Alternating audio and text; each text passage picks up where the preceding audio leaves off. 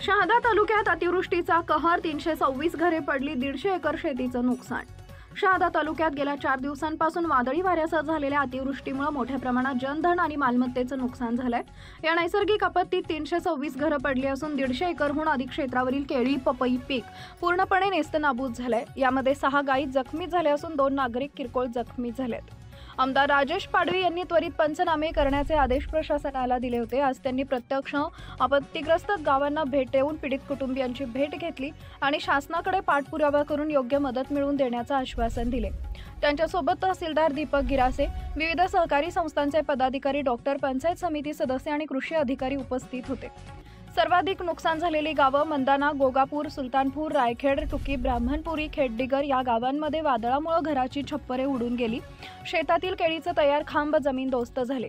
मंदाणी परिसरात तब्बल 300हून अधिक घरांचे छप्पर उडाले असून सौर ऊर्जेची प्लेटे व उपकरणे उडून नुकसान झाले।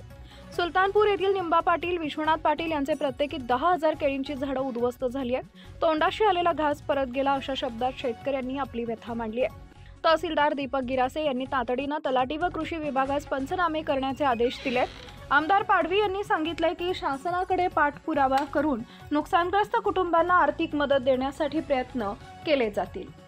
2 दिवसापूर्वी शहादा तालुक्यामध्ये खेडदिगर आणि तिकडचा परिसर सुलतानपूर, सुलवाडा असेल, पुरंगी असेल आणि भागापूर ह्या भागामध्ये वादळी वारे त्या ठिकाणी संध्याकाळच्या वेळेस आले आणि त्याच्याने काही घरांचंही मोठ्या प्रमाणात नुकसान झालं आणि शेतामध्ये फळबागा ज्या आहेत, पपया असेल, केळी असेल, याचं मोठ्या प्रमाणात नुकसान झालेलं आहे। त्याबद्दल आज आम्ही संपूर्ण भागाची आदरणीय बापूसाहेब असतील, मी तहसीलदार, नायब तहसीलदार साहेब आणि कृषी अधिकारी आणि तलाठी आणि ग्रामसेवक यांनी संपूर्ण शेतीचं जे काही नुकसान झालं त्याची पाहणी केली, घरांचं नुकसान झालं त्याची पाहणी केली आणि आत्ता शासनातर्फे नवीन GR आला आहे आपत्ती व्यवस्थापनमध्ये।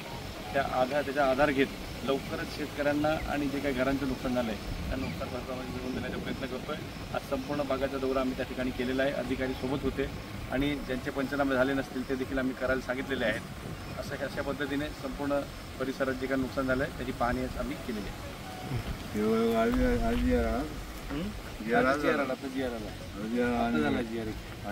त्याच्यामध्ये केंद्राने 75% जाहीर केलं आपत्ती व्यवस्थापनमध्ये। त्याच्यामध्ये वादळी वारे, आग आणि सायक्लोन असेल, जी काही ढगफुटी असेल आणि त्याच्यामध्ये जे काही मोडतात ते हेड दिले त्यांनी।